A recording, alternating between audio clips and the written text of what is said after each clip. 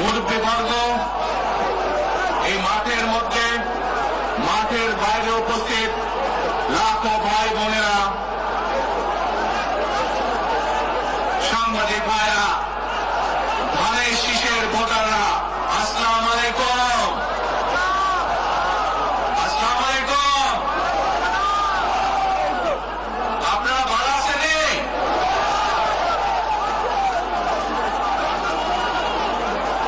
আলহামদুলিল্লাহ। প্রিয় ভাই বোনেরা, এই যে আপনারা এখানে আজকে লক্ষ লক্ষ মানুষ আজ এখানে সমবেত হয়েছেন, এই লক্ষ লক্ষ মানুষ সমবেত হওয়ার এই পরিস্থিতি তৈরি করার জন্য হাজারো মানুষ প্রাণ বিসর্জন দিয়েছে গত 15 বছর। আপনারা আজকে এই যে লক্ষ মানুষ এখানে উপস্থিত হয়েছেন, আপনাদের যে রাজনৈতিক অধিকার প্রতিষ্ঠা করার জন্য, আপনাদের কথা বলার বাক স্বাধীনতার অধিকার, আপনাদের নিরাপত্তা পাওয়ার অধিকার প্রতিষ্ঠিত করার জন্য আজ যে আপনারা এখানে একত্রিত হয়েছেন, এই অধিকার প্রতিষ্ঠিত করতে গিয়ে আমরা আমাদের মাঝে থেকে ইলিয়াস আলীকে হারিয়েছি, আমরা আমাদের মাঝে থেকে জুনায়েদকে হারিয়েছি, আমরা আমাদের মাঝে থেকে দিনারকে হারিয়েছি। সারা বাংলাদেশে গত 15 বছর 16 বছরে যারা এই দেশ থেকে পালিয়ে গিয়েছে 1 বছর আগে, তারা যখন এই দেশের মানুষের টুটি চেপে ধরেছিল, তারা এই দেশের মানুষের বাক স্বাধীনতা কেড়ে নিয়েছিল, তারা এই দেশের মানুষের ভোটের অধিকার কেড়ে নিয়েছিল, তারা শুধু ভোটের অধিকার কেড়ে নিয়েই সন্তুষ্ট থাকেনি, তারা শুধু সাধারণ মানুষের কথা বলার অধিকার কেড়ে নেই সন্তুষ্ট থাকে নাই, তারা ইলিয়াস আলী, জুনায়েদ, দিদারের মতন শত হাজারো মানুষকে তারা হত্যা করেছিল সেদিন। তারা বাংলাদেশের লক্ষ লক্ষ বিএনপি সহ লক্ষ লক্ষ সাধারণ মানুষকে গুম খুনের মামলা দিয়ে জর্জরিত করেছিল। প্রিয় ভাই বোনেরা, আমরা দেখেছি বিগত 15-16 বছরে উন্নয়নের নাম করে কিভাবে দেশের মানুষের সম্পদ লুটপাট করে বিদেশে পাচার করে দেওয়া হয়েছে। আজকে এই যে ঢাকা থেকে সিলেট বা সিলেট থেকে ঢাকার যে মহাসড়ক, 2005 সালে আমি এসেছিলাম, সুনামগঞ্জে বন্যা হয়েছিল, আমার আজকে আসতে লেগেছিল 4.5 ঘন্টার মতো, কিন্তু আজ আমরা দেখি 10 ঘন্টার মতন সময় লাগে। সিলেটের এই পুণ্যভূমির মানুষ, বহু মানুষ আছেন যারা লন্ডনে যাতায়াত করেন, লন্ডন যেতেও এত সময় লাগে না প্লেনে করে যেতেও। এই হচ্ছে আজকে উন্নয়নের ফিরিস্তি। প্রিয় ভাই বোনেরা, গত 15-16 বছরে আমরা দেখেছি কিভাবে একের পর এক নির্বাচনে ব্যালট বাক্স ছিনতাই হয়েছে, কিভাবে অনিদানি নির্বাচন হয়েছে, কিভাবে নিশিরাতের নির্বাচন হয়েছে, এবং এই নির্বাচনগুলোর মাধ্যমে, তথাকথিত নির্বাচনের মাধ্যমে বাংলাদেশের মানুষের ভোটের অধিকার তথা রাজনৈতিক অধিকারকে কেড়ে নেওয়া হয়েছিল। আজ আমরা এখানে একত্রিত হয়েছি, সেই মানুষগুলো জীবনের বিনিময় যারা আমাদের সকলের জন্য রাজপথে নেমে এসেছিল। আমরা আজ এখানে একত্রিত হতে পেরেছি সেই মানুষগুলোর ত্যাগের বিনিময়ে যারা বিভিন্নভাবে নির্যাতিত হয়েছে, অত্যাচারিত হয়েছে, পঙ্গুত্ব বরণ করেছে। 2024 সালের 5ই আগস্ট ছাত্র জনতার অভ্যুত্থানের ভিতর দিয়ে বাংলাদেশের মানুষ 71 সালে যেভাবে দেশকে স্বাধীন করেছিল, 2024 সালের 5ই আগস্ট সেই স্বাধীনতাকে বাংলাদেশের মানুষ রক্ষা করেছে তাদের অধিকারকে প্রতিষ্ঠিত করার জন্য। প্রিয় ভাই বোনেরা, এখানে বহু মুরব্বী উপস্থিত আছেন, যারা কালের সাক্ষী শহীদ রাষ্ট্রপতি জিয়াউর রহমানের সময় কিভাবে দেশে বহুদলীয় গণতন্ত্র রচিত হয়েছে। বহু ভাই বোনেরা এখানে যারা কালের সাক্ষী দেশ নেত্রী খালেদা জিয়ার সময় কিভাবে দেশে সংসদীয় গণতন্ত্রের ভিত্তি রচনা করা হয়েছিল। প্রিয় ভাই বোনেরা, একটু আগে আমরা বলেছি, আমি আমার বক্তব্যে বলেছি, ঢাকা সিলেট মহাসড়কের উদাহরণ দিয়ে যে কিভাবে এই দেশের তথাকথিত উন্নয়ন করার নামে দেশ থেকে মানুষের অর্থ লুটপাট করে নিয়ে যাওয়া হয়েছে। আমরা এই অবস্থার পরিবর্তন করতে চাই। প্রিয় ভাই বোনেরা, আপনারা কি আমার সাথে আছেন এই অবস্থার পরিবর্তন করতে? আলহামদুলিল্লাহ। প্রিয় ভাই বোনেরা, আমরা সারা বাংলাদেশের কৃষক ভাইদের পাশে দাঁড়াতে চাই। ইনশাল্লাহ আপনারা আগামী 12 তারিখে ধানের শীষকে জয়যুক্ত করেন, জয়যুক্ত করতে পারেন, আমরা ইনশাল্লাহ সারা বাংলাদেশের কৃষকদের পাশে তাহলে দাঁড়াতে পারবো। আমাদের চান কৃষক ভাইদের পাশে? আলহামদুলিল্লাহ। প্রিয় ভাই বোনেরা,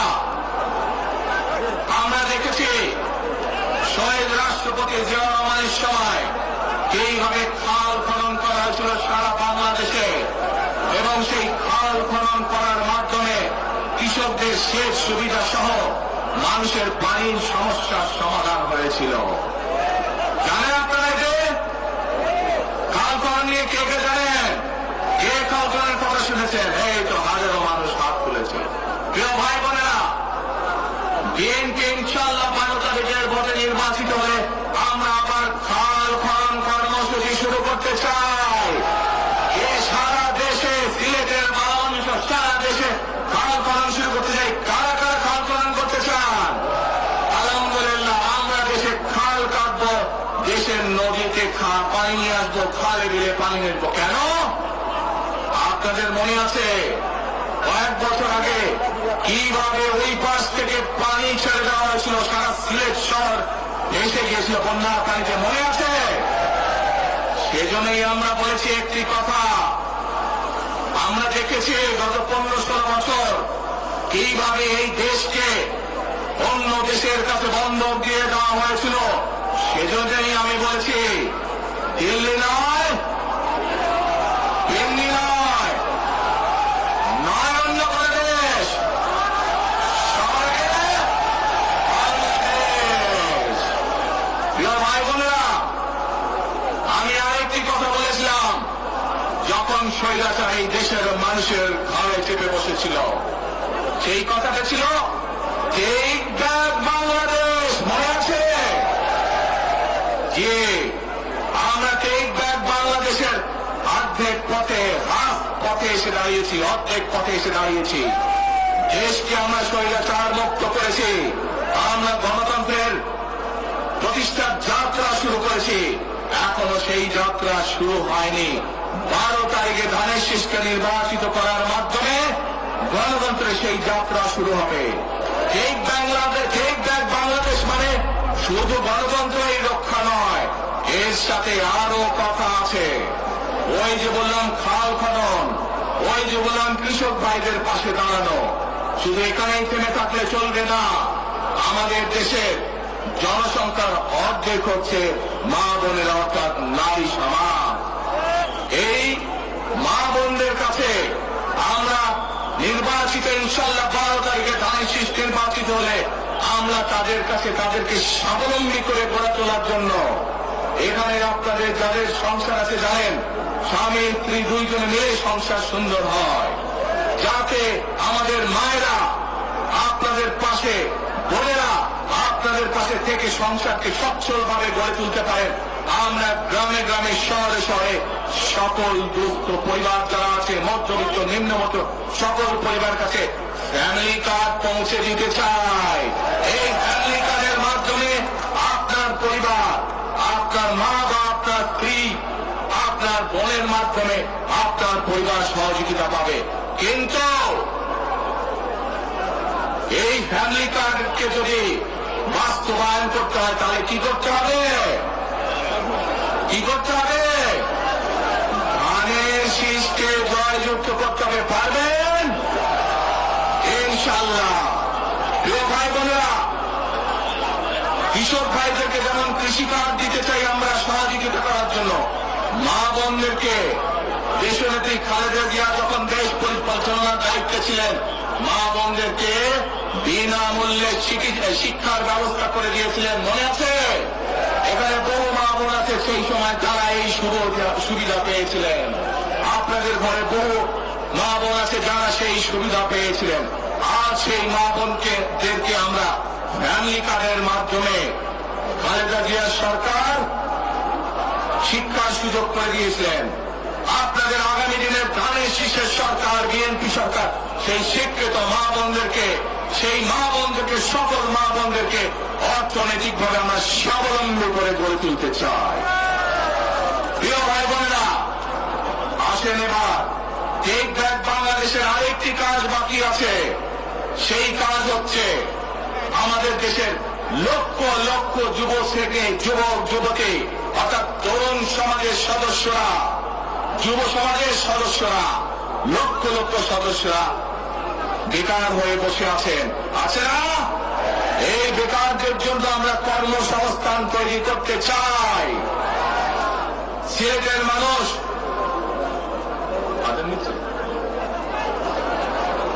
আচ্ছা, আদানটা হচ্ছে, আদান তো শেষ হয়ে যাবে।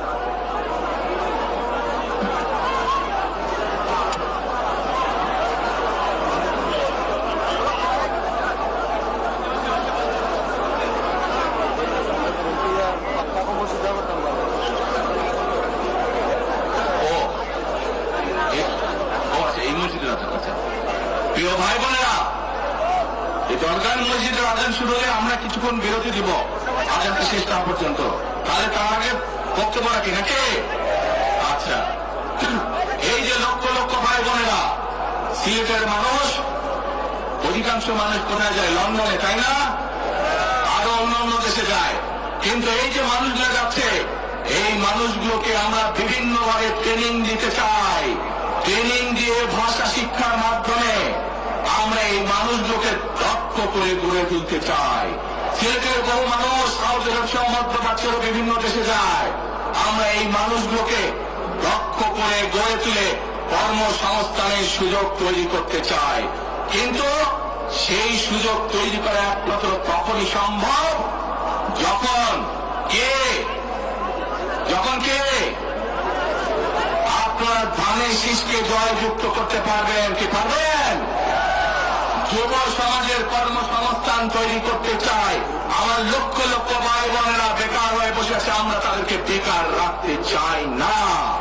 আমরা তাদের জন্য কাজের সংস্থান সৃষ্টি করতে চাই, কারণ তারা যাতে স্বাবলম্বী হতে পারে।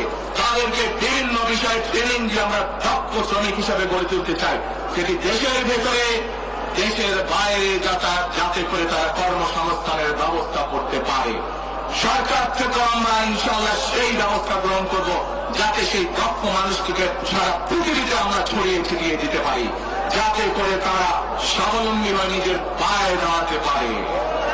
প্রিয় ভাই বোনেরা, আমরা বহু মানুষের জীবনের ত্যাগের বিনিময়ে আজকে এই গণতন্ত্রকে আমরা প্রতিষ্ঠিত করার পথে এগিয়ে যাচ্ছি। কিন্তু আমরা বিগত কিছুদিন ধরে খেয়াল করে দেখছি, বাংলাদেশের কোন মহল, এই দেশের ভেতরে কোন কোন মহল ষড়যন্ত্রের চেষ্টা করছে। গত কয়েকদিন ধরে আপনারা দেখেছেন, পত্র পত্রিকায় এসেছে, বিভিন্ন সোশ্যাল মিডিয়াতে এসেছে, মধ্যপ্রাচ্য সহ বিভিন্ন দেশে পোস্টাল ব্যালট যেগুলো পাঠানো আছে সেগুলোকে কিভাবে ডাকাতি করা হয়েছে। ঠিক যারা এই দেশ থেকে পালিয়ে গেছে তারা যেভাবে আপনাদের ভোট ডাকাতি করেছিল, ঠিক একইভাবে আবার সেই ষড়যন্ত্র শুরু হয়েছে। দেখেছেন আপনারা? দেখেছেন? প্রিয় ভাই বোনরা, সেই ষড়যন্ত্রের বিরুদ্ধে সজাগ থাকতে হবে। বিদেশে বসে তারা ষড়যন্ত্র করছে, একইভাবে আপনাদের আবার যে ইলিয়াস আলী, দিদার, জুনায়েদ সহ হাজারো মানুষের প্রাণের বিনিময়ে যে অধিকার আমরা অর্জন করেছি, 24-এ গণ আন্দোলনের, জনগণের আন্দোলনে সিলেট শহরে 13 জন আমাদের জীবন দান করেছে, 13টি প্রাণ ঝরে গিয়েছে আমাদের। প্রিয় ভাই বোনেরা, এই প্রাণগুলোর বিসর্জনের মাধ্যমে আমরা যে অধিকার আদায়ের পথে নেমেছি, একটি কুচক্রী মহল এর ভিতরে ষড়যন্ত্র শুরু করে দিয়েছে। দেশের ভেতরেও তাদের ষড়যন্ত্র থেমে নেই। কিন্তু 2024 সালের 5ই আগস্ট এই বাংলাদেশের জনগণ প্রমাণ করে দিয়েছে যে বাংলাদেশের জনগণ ঐক্যবদ্ধ থাকলে, ঐক্যবদ্ধভাবে নেমে আসে, যে কোন ষড়যন্ত্রকে বাংলাদেশের মানুষ প্রতিহত করতে পারে। পারবেন আপনারা প্রতিহত করতে? ইনশাআল্লাহ। প্রিয় ভাই বোনেরা, এখন আমি আপনাদের সামনে একটি প্রশ্ন করতে চাই। এইখান থেকে আমার সামনে যারা বসে আছেন, এর মধ্যে থেকে মুরব্বী যারা বসে আছেন, ওমরা বা হজ করতে গিয়েছেন, এরকম একজন হাত তুলেন, ওমরা বা হজ করে আসছেন, একজন মুরব্বী মানুষ, ওই যে লাল টুপি পরে নিয়ে আসো তোমাকে। আপনি আসেন দেখি সামনে, সামনে আসেন, আমার কাছে আসেন।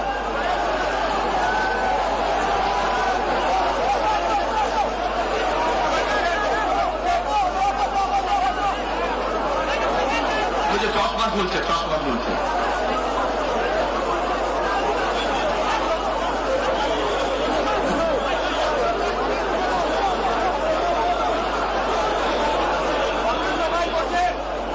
আপনারা বসেন, উনি এখনই মঞ্চে উঠবে, আপনারা সবাই দেখতে পারবেন কে মানুষটা।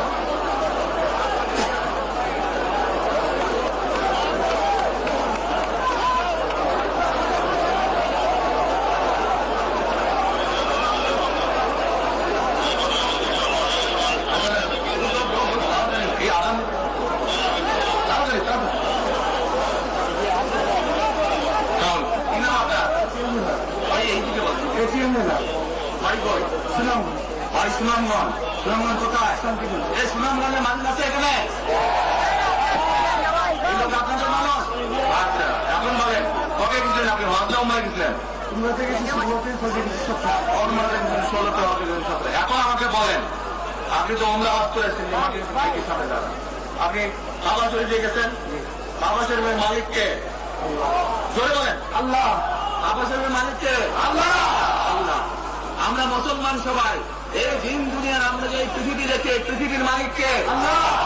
এই সূর্য নক্ষত্র যা দেখি তার মালিককে আল্লাহ। বেহেশতের মালিককে আল্লাহ। দোজখের মালিককে আল্লাহ।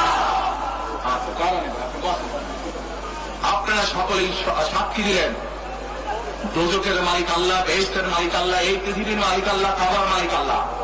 আরে ভাই, যেটার মালিক আল্লাহ সেটা কি অন্য কেউ যাওয়ার ক্ষমতা রাখে? রাখে না।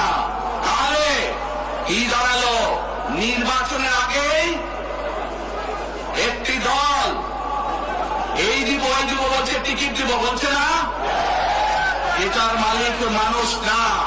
সেইটার কথা যদি সে বলে, সেরে কি করা হচ্ছে? হচ্ছে না। যার মালিক আল্লাহ, যার অধিকার শুধু আল্লাহ একমাত্র, সবকিছুর অধিকার উপরে আল্লাহর অধিকার। আগেই তো আপনাদেরকে ঠকাচ্ছে, নির্বাচনের পরে তাহলে কেমন ঠকাবে আপনাদেরকে বোঝে নেওয়া। শুধু ঠকাচ্ছেই না মানুষকে, যারা মুসলমান তাদেরকে শিরকি করাচ্ছে তারা। নাউযুবিল্লাহ। প্রিয় ভাই বোনেরা, কেউ কেউ বলে অমুককে দেখেছে, তমুককে দেখেছে, এবার একে দেখেন।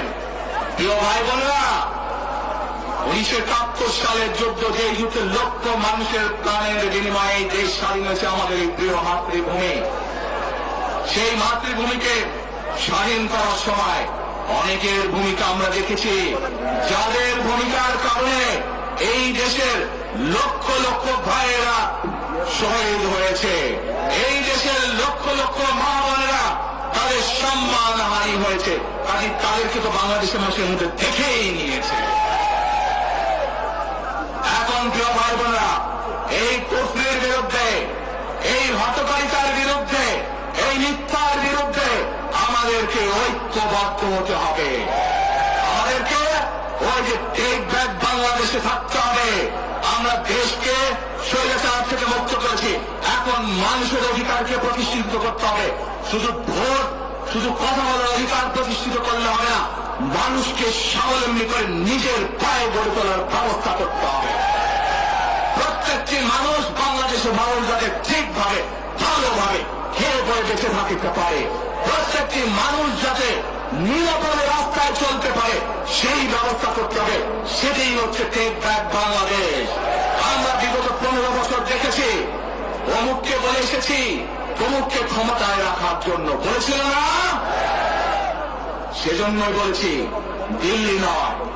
আমরা দেখেছি যারা 71 সালে ছিল তারা কাদের সাথে লাইন দিয়েছিল, যাদের কথা একটু আগে বললাম, যারা মিথ্যা কথা বলে ঠকাচ্ছে মানুষকে, আমরা দেখেছি তাদের আস্তানা কোথায়। সেজন্যই বলেছি যেমন দিল্লি নয় তেমন কেন্দ্রে নয়, নয় অন্য কোন দেশ, সবার আগে বাংলাদেশ।